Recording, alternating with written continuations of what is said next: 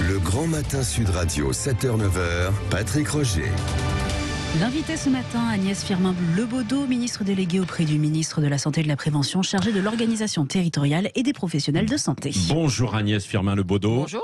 Est-ce qu'il y aura des médecins près de chez nous dans les années à venir? Est-ce une bonne idée de permettre aux généralistes de continuer à exercer pendant leur retraite? Où en est notre système de santé, les hôpitaux, les spécialistes, les maisons de retraite? On va essayer d'aborder toutes ces questions. Commençons donc quand même tout de même un peu par ce qui se passe à l'Assemblée nationale sur le budget de la Sécu. Donc Elisabeth Borne utilise le 49.3. C'est pourquoi? C'est pour éviter les discussions musclées et puis peut-être certains... Est-ce que vous êtes prêt d'ailleurs, vous seriez prête à faire des concessions, comme par exemple sur l'amendement de Caroline Fiat, LFI, ancienne aide-soignante, qui a fait adopter un ratio minimal de soignants par résident dans les EHPAD? Caroline Fiat n'a pas fait adopter un ratio minimal, elle a fait adopter un rapport qui permet, voilà, donc c'est pas tout à fait, la même chose. Bien sûr. Voilà, donc d'abord le projet de loi de santé et de la sécurité sociale, c'est quand même un projet de loi, un budget de 600 milliards d'euros qui permet de financer les 5 branches, dont la branche santé qui représente 240 milliards d'euros.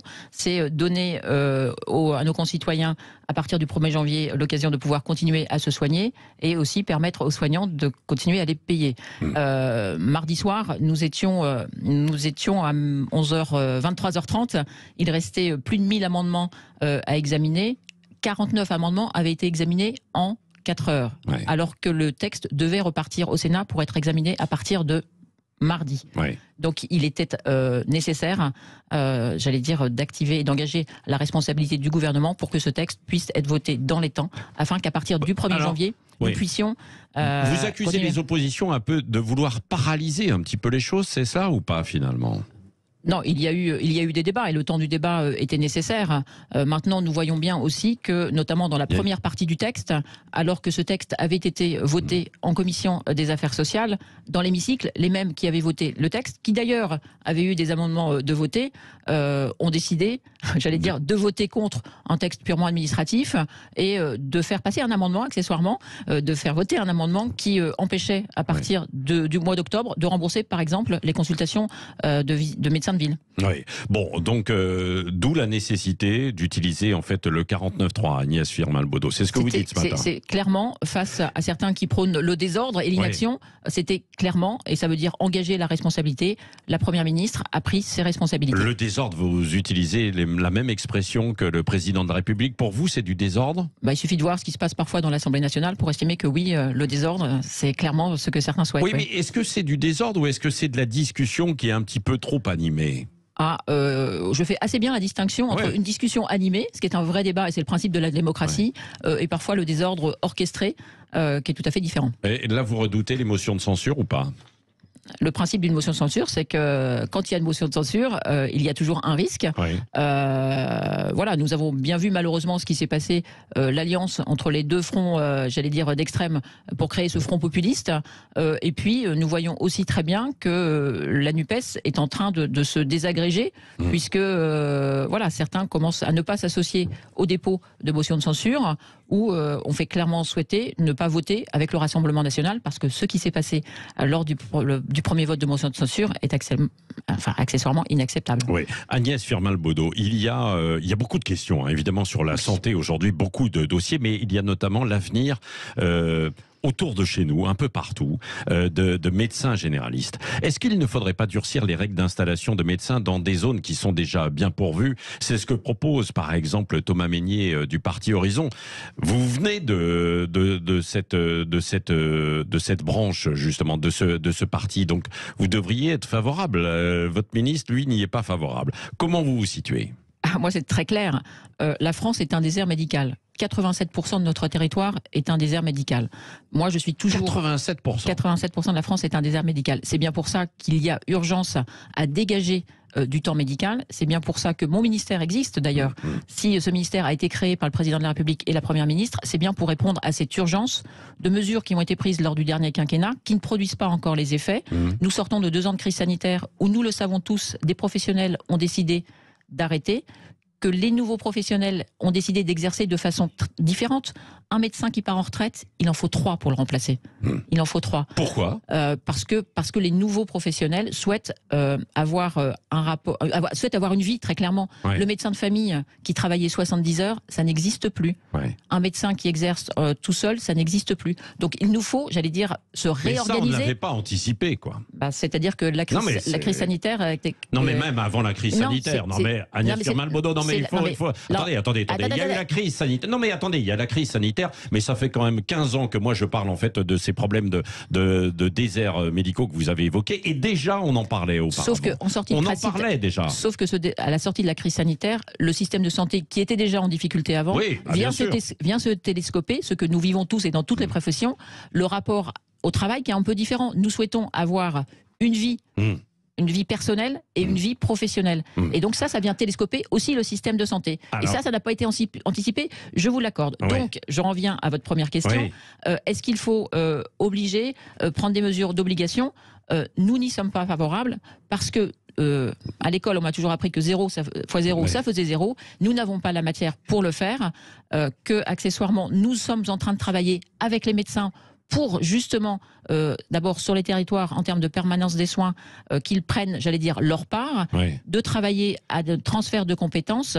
Nous sommes en train de travailler avec les médecins pour dégager du temps médical et faire en sorte que chaque Français puisse avoir dans le plus bref temps accès à un médecin traitant. C'est bien le but que nous nous sommes fixés avec toutes les professions de santé. Oui, bon, ce que vous dites, grosso modo, Agnès Firmin-Le-Baudeau et à votre collègue Thomas Mesnier, c'est que c'est une bonne idée, mais qu'on ne peut pas l'imposer en fait aujourd'hui. Donc il faut discuter. Obliger les jeunes à qui on essaye d'expliquer qu'il faut s'engager dans les professions de santé, dire lorsque vous serez formés, on va vous obliger à vous installer quelque part, je ne suis pas sûr que ce soit le meilleur moyen pour donner envie de rentrer dans la filière. Oui, parce qu'il y a une menace de grève en fait des internes. Vous avez vu avec l'ajout d'une 4e année justement qui provoque la colère de certains qui disent c'est pas possible quoi. On va envoyer des internes dans des territoires alors qu'on est déjà installé dans des endroits avec nos familles. Alors c'est pas tout à fait ça. La 4e non, voilà, pour le coup c'est pas ça. La 4e année d'abord c'est quelque chose qui est discuté. Les étudiants y étaient favorables il y a encore quelques mois. C'est une 4e année professionnalisante. La médecine générale est une spécialité. C'était pour l'instant la seule spécialité qui n'avait pas cette 4e année. Donc il suffit de permettre de remettre. Et cette 4e année, elle est professionnalisante. Ça va permettre. Par exemple, le mode d'exercice de médecine, il est complètement différent. Comment on construit une maison de santé pour les professionnels. Donc cette 4e année, il y a une mission qui est en cours. Elle va permettre, avec les étudiants, de savoir avec eux comment on la construit. Il y aura une incitation, il n'y aura pas d'obligation. Voilà, c'est ça. Donc vous leur dites, discutons, quoi. Exactement. Ce matin. C'est un peu la nouvelle méthode que nous engageons, c'est discuter. Parce que là, il y a quand même, il y a certains, je le voyais, qui appellent à la grève, quoi, en fait. Oui, non, justement. Mais... C'est un principe, c'est quelque chose qui est discuté, on fait grève, mais l'idée c'est de dire discutons ensemble, construisons cette 4e année qui est, je le rappelle, professionnalisante. L'idée c'est de ne pas obliger, mais c'est bien d'inciter, de travailler avec tous les étudiants pour savoir comment on peut, j'allais dire, faire que cette 4e année soit la plus profitable pour tous. Mais il y aura une 4e année, enfin tout ça, vous n'allez pas y renoncer. C'est dans le PLFSS qui vient d'être adopté. Oui, voilà, c'est ça, donc il n'est pas question d'y renoncer, quoi. Hein. Je ne crois pas que ce soit une bonne idée en plus. Non, mais c'est bien sûr, on a entendu vos arguments, voilà. Quelle est la situation aussi dans les hôpitaux et par rapport à l'épidémie de bronchiolite? Alors nous savons que l'hôpital et les urgences, l'hôpital en général, est malade, ça c'est un constat. Les urgences, j'allais dire, sont aussi engorgées parce que c'est la conséquence que la médecine de ville, j'allais dire, les médecins ne répondent pas à la nécessité de consultation par nos concitoyens. Donc cet été, nous avons pris le plan sur les urgences adultes qui a montré que c'était efficace. Nous sommes là face à une épidémie de bronchiolite qui est, j'allais dire, normale, sauf qu'elle arrive un peu plus tôt que les autres années et que d'abord la bronchiolite c'est impressionnant. Il faut admettre que c'est impressionnant. C'est vrai, quand on est jeune parent, la bronchiolite c'est impressionnant. Le bon réflexe c'est d'abord d'appeler son médecin traitant, parce que même si 6 millions de nos concitoyens n'ont pas de médecin traitant, il y a quand même. C'est ce que j'allais vous dire. C'est petit 1, d'abord on appelle son médecin traitant parce que 95% des bronchiolites sont bénignes.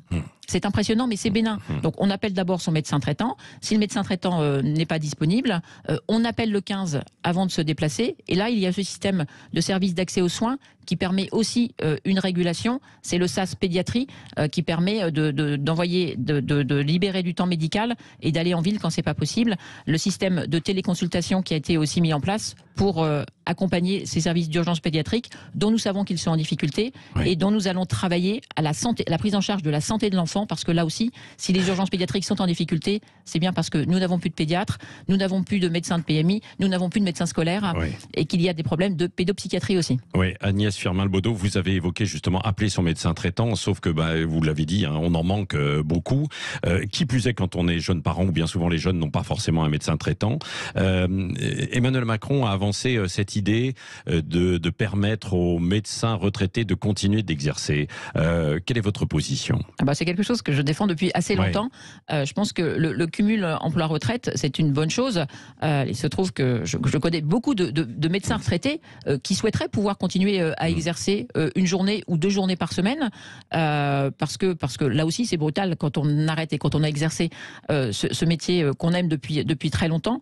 Parfois le départ en retraite est brutal. Donc permettre à des médecins retraités de pouvoir exercer une journée, 2 journées ou 3 journées comme ils le souhaitent. Ce qui se fait déjà pour certains aujourd'hui. Ce qui se fait déjà pour certains. Milliers, mais l'idée c'est là aussi d'inciter avec ce cumul emploi-retraite possible, avec une exonération de charges sur les parts de cotisation retraite.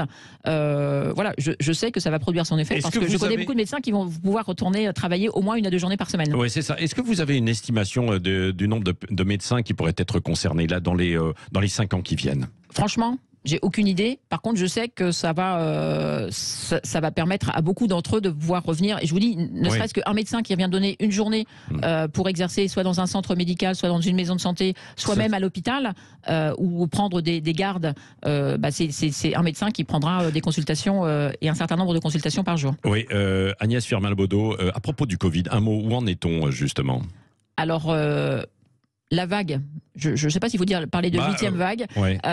Nous sommes plutôt en décrue puisque le fameux R est en dessous de 1.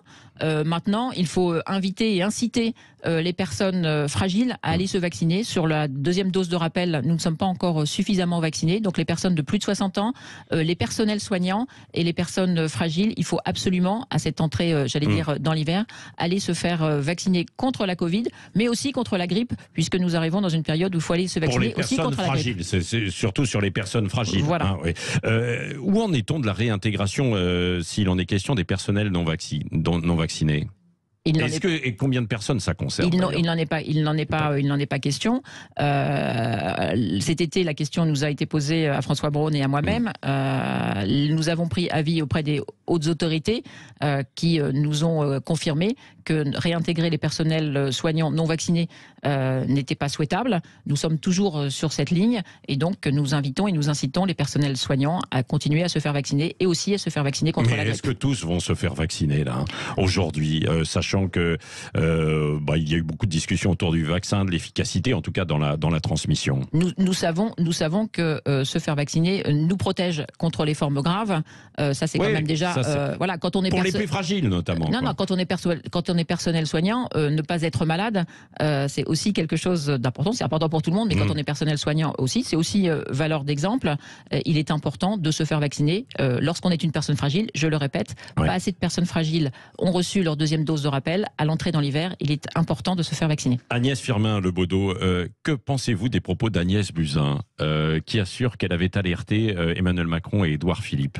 Il y a une procédure en cours, je ne commenterai pas les propos d'Agnès Buzyn. Par contre, ce que je souhaite dire, c'est que Agnès Buzyn est la seule ministre d'un pays à être mise en examen pour la gestion d'une crise sanitaire. Et je pense que nous devons aussi nous poser ce question, que les ministres soient redevables, et doivent des explications, mise en examen pour la gestion d'une crise sanitaire. Je répète qu'Agnès Buzyn est la seule ministre au monde à être mise en examen pour la gestion de la crise sanitaire. Ce qui veut dire que ça peut justement paralyser parfois certains ministres aujourd'hui dans des prises de décision. Je ne sais même pas des personnes, quoi. Je pense pas. Parce qu'avec cette menace, quoi. Je ne sais pas si ça paralyse. Exister. En tout cas, moi, ça ne me paralyse pas. Je sais que ça interroge certains sur le sens de l'engagement en politique. Ouais. Moi, j'ai des jeunes personnes qui m'ont dit, moi, je ne m'engagerai jamais en politique. Ouais. Enfin, je veux dire que voilà. Donc, c'est doit interroger sur notre système démocratique. Rendre des comptes, c'est normal lorsque nous sommes élus. Mise en examen pour la gestion d'une crise sanitaire, je le redis, Agnès Buzyn est la seule ministre dans ce cas au monde. Dernière question, Agnès Firmin-Lebaudot. Il y a le tirage au sort de citoyens sur la fin de vie. Est-ce que donc vous êtes favorable ou pas à un référendum, vous par exemple, sur cette question? Très clairement, le référendum ne serait pas constitutionnel et le président de la République s'en est exprimé. Sur la fin de vie, le président de la République a souhaité, le 13 septembre, ouvrir le débat, comme il s'y était engagé lors de la campagne présidentielle, avec cette convention citoyenne qui va démarrer le 9 décembre, et puis confier à Olivier Véran et à moi-même la mission d'organiser des travaux simultanés avec un groupe de parlementaires transpartisans que nous avons lancé hier matin, avec un groupe de soignants que je vais lancer la semaine prochaine, et nous allons travailler sur à la fois les soins palliatifs, parce qu'il y avait un vrai enjeu d'accélérer sur les soins palliatifs, de répondre à la question posée, et puis de travailler aussi sur l'accompagnement de la fin de vie.